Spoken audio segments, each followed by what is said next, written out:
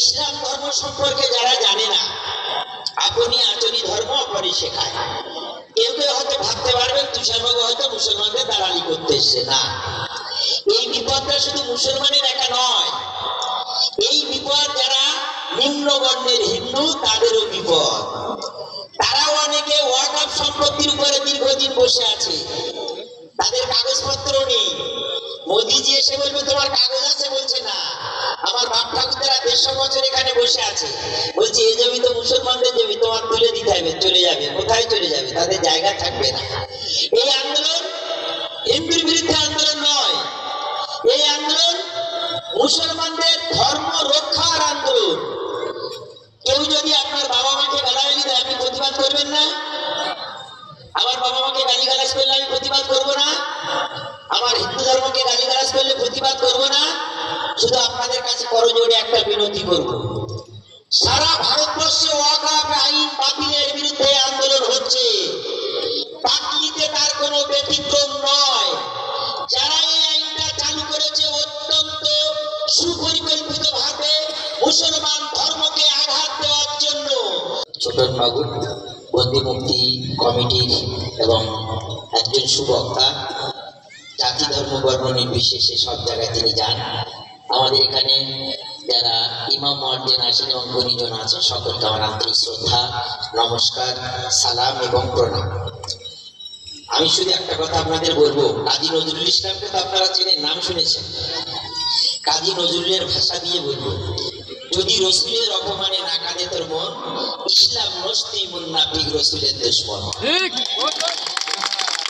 তো আজকে জানা হযরত মুহাম্মদ সাল্লাল্লাহু আলাইহি ওয়াসাল্লাম হচ্ছেন আমাদের শেষ নবী, আখেরি নবী, তাই তো?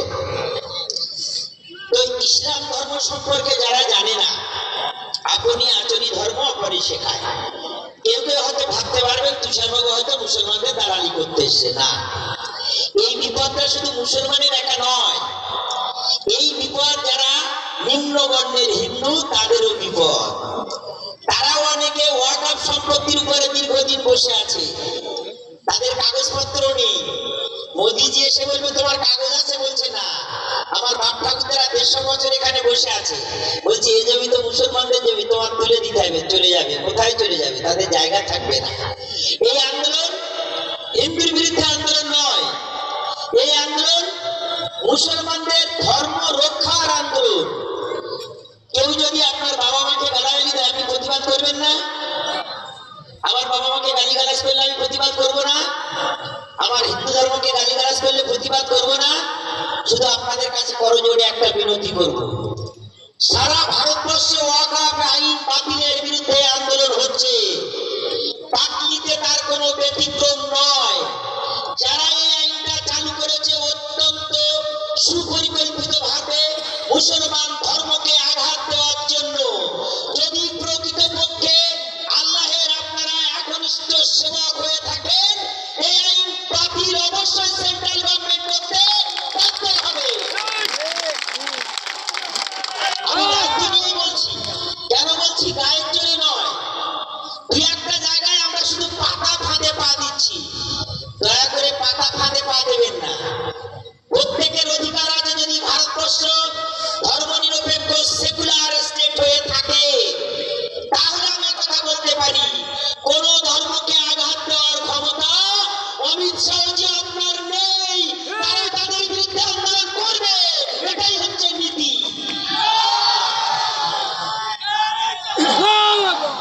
আর আপনি, আপনার লোকজন ফেসবুকে বলছে এটা মুসলমানদের আদতে লাভ হবে।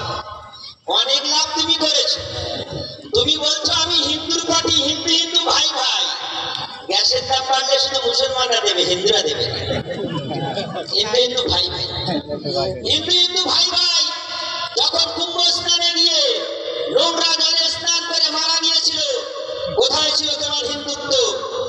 যোগী আদিত্যনাথ তুমি ওখানে চান করেনি, শুভেন্দু অধিকারী তুমি হাফ চান করেছো। আর যারা আমরা গরিব দুর্ব মানুষ, যারা আমরা ধর্ম করি, তাদেরকে তুমি সেখানে ডুবিয়ে মারার চেষ্টা করেছো। হিন্দুরা তৈরি আছে তোমাদের মতো লোকদের চান নামে পাঠানোর জন্য, তৈরি আছে হিন্দুরা। যারা প্রতারণা করে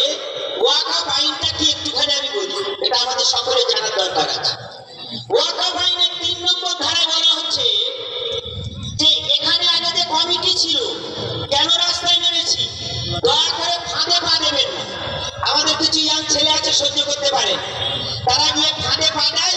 ওই দেখো মুসলমানরা গন্ডগোল করছে। মুর্শিদাবাদে কি হলো, বিহার থেকে লোকের মাথায় টুপি পরিয়ে ধরা পড়ে গেল, খেলায় না পড়লে বিড়াল গাছে চড়ে গেল, সব ধরা পড়বে, সত্যের জয় হবে, সত্যের জয় হবে। আমি খাত্তাবের পুত্র অমরের নাম শুনেছেন? শুনেছেন, আমি গল্পটা পরে করব। তো সেখানে দিনের ধারায় বলা হচ্ছে যদি আগে 13 জন কমিটিতে থাকে, এখন থাকবে 25 জন কি 23 জন কমিটি থাকবে, 23 জন, 13 জন অমুসলমান। ওয়াকফ সম্পত্তি হাতছাড়া হয়ে গেল তো, ইসলামী পার্সোনাল কোড চলে গেল তো। তাহলে আমার তো একটা আইন আছে, মুসলমানদের পার্সোনাল ল একটা আইন আছে আমার। তুমি সেখানে খবরদারি করার জন্য পরিকল্পিত ভাবে তোমার মতো ভারতবর্ষে তোমার মতো সুচতুর মানুষ আর নেই। তুমি অমিত শাহ খুন করে 90 দিন জেল খেটেছিলে, তাই তোমার কাছ থেকে হিন্দু মুসলমানের ধর্ম আমরা শিখতে হবে। এই ধর্ম আমরা শিখতে চাই, আমরা ধর্ম শিখতে চাই না। তুমি আমাদের বোঝাচ্ছ যে মুসলমানদের ওয়াকফ সম্পত্তি দুর্নীতি হয়েছে। আমি বলছি এক হয়েছে, সংখ্যা কজন? 1 জন 2 জন। আমরা ওয়াকফ বোর্ডে যারা আছি আমরা বিচার করব, তুমি বিচার করার। আমার কালী মন্দিরে যে একটা কমিটি আছে 10 জন হিন্দু 5 জন মুসলমানকে দাও, ওয়াকফটা মেনে দেবে, দেবে কেউ? দেবে। তাহলে এখানে 13 জন যদি মুসলমান হয়, তাহলে যখন ভোটাভুটি হবে 13 আর 10 23, 10 জন মুসলমান 13 জন হিন্দু, বাধাটা এই জায়গা, ওয়াকফ আইনের বাধাটা এই জায়গা। তাই আমরা আন্দোলনটা করছি। তুমি যদি আমাদের উপকার করবে, তুমি বলেছিলে 370 ধারা কাশ্মীরে বাতিল হলে ওখানে সুন্দরী সুন্দরী মহিলারা আছে, ওরা বিয়ে করে আমাদের পার্টি খামুকে চলে আসবে। কজন এসছে? একজন আসে। 3 তালাক বাতিল করে দিয়ে ভেবেছিল মুসলিম মায়েরা আমাদের 2 হাত ধরে সাপোর্ট করবে। আর তুমি যে প্রত্যেকদিন ডিভোর্সের কেস করছো, বসিরহাট কোর্টে গিয়ে দেখা যাবে যে ডিভোর্সের কেস করছো, তাতে অসুবিধা হবে না? সেটা অসুবিধা হবে না, কারণ আমি তো মাতব্বর। আরেকটা জায়গায় বলা আছে যে এই ওয়াকফ আইনে যদি কাগজপত্র দেখানো না যায়, হাজী মোহাম্মদ মহসিনের নাম শুনেছেন কারা? হাত তুলুন। হাজী মোহাম্মদ মহসিনের নাম শুনেছেন? ধন্যবাদ। হাজী মোহাম্মদ মহসিন এখান থেকে কম করে 700 থেকে 800 বছর আগে হুগলিতে জমিদান করে গিয়েছিলেন। ইমানদার মুসলমান, ইমানদার, তারা জমিদান করে গিয়েছিলেন। কি শখের জন্য জমিদান করে গিয়েছিলেন নাকি? তারা আল্লাহ তাআলার ওহী বা প্রত্যাদেশ যেমন হযরত মুহাম্মদ পেয়েছিলেন আল্লাহ তাআলার, আমরা জানি 27শে রমজানের দিন, ঠিক তেমনি ভাবে আল্লাহ তাআলাকে তারা মানে বলে ইমানদার মুসলমানরা তখন চিন্তা ভাবনা করেছিলেন যে আমার সমাজে যারা দরিদ্র, যারা অসহায়, লেখাপড়া শিখতে পারছে না, যারা চিকিৎসা করতে পারছে না, মাদ্রাসা করতে পারছে না, মসজিদ করতে পারছে না, হসপিটাল করতে পারছে না, তাদের জন্য আমি জমি দান করে দিয়ে গেলাম। এই জমি অমিত শাহের কাছে বিক্রি করার জন্য নয়, সরকার চালানোর জন্য নয়, এই জমি দেবত্ব সম্পত্তি। সেই সম্পত্তি বিক্রি করার জন্য তুমি একটা প্ল্যান তৈরি করে ভুয়ো প্রচার করছো। তুমি প্রচার করছো আর বাংলাতে সিএন টিভিতে, TV9 প্রচার করছো। দেখো মুসলমানরা মেরে সব হিন্দুদের বের করে দিচ্ছে, ছবি আর দেখাতে পারছে না। কোথাকার ছবি? বাংলাদেশের একটা ছবি জুড়ে দিয়ে বলছে দেখো এই হিন্দুরা সব পালিয়ে যাচ্ছে। আপনারা বুঝবেন না? ফেসবুক দেখলে রবি বাংলার মাথা গরম হয়ে গেল। বিহার থেকে বাচ্চাদের এনে মাথা টুপি পরে বলছে এই দেখো মুসলমানরা খুন করেছে। আগামী দিনে আমি এখানে বলে যাচ্ছি যত মুসলমান আছে আপনারা ভয় পাবেন না, ভয় পাবো আমরা যারা হিন্দু। ওরা 10টায় হিন্দু মেরে দিয়ে আপনাদের 10টা চাপিয়ে দেবে, আপনারা মরবেন না। যে কোনো কারণে হয়তো বিএসএফ সহযোগিতা করেছে। মুর্শিদাবাদের ঘটনা আস্তে আস্তে আমরা একটা জায়গায় এসেছি। একটা জিনিস চিন্তা করতে পারছে, মুর্শিদাবাদে গন্ডগোলের আগেই হাইকোর্ট বা বিচার ব্যবস্থা এত ভালো, সঙ্গে সঙ্গে তারা সেন্টারের বাহিনী নামিয়ে দিল। 3 মাস ধরে মণিপুরে যখন আগুন জ্বলল, 200 বেশি মানুষ খুন হয়ে গেল, ওখানে কিন্তু সেন্ট্রালের বাহিনী দেওয়া যাবে না, কারণ মুর্শিদাবাদ তো মুসলমানদের। আর এই ভারতবর্ষে আপনারা শুনে রাখুন, হিন্দুর যেমন অধিকার আছে, খ্রিস্টানের যেমন অধিকার আছে, 570 খ্রিস্টাব্দে হযরত মুহাম্মদ সাল্লাল্লাহু আলাইহি জন্মগ্রহণ করেছেন। 632 খ্রিস্টাব্দে মক্কা থেকে মদিনায় গিয়েছে, হিজরি সাল। পৃথিবীর প্রথম লিখিত সংবিধান, পৃথিবীর প্রথম লিখিত সংবিধান মদিনা সনদ।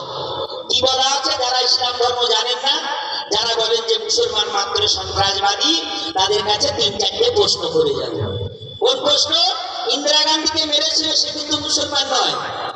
রাজীব গান্ধীকে খুন করেছিল, সে কিন্তু মুসলমান নয়। আর আমাদের শেষে আমরা দেখলাম কি, জাতির জনক মহাত্মা গান্ধীকে খুন করেছিল, সে কিন্তু মুসলমান নয়। নাথুরাম গডসেকে এরা পুজো করে।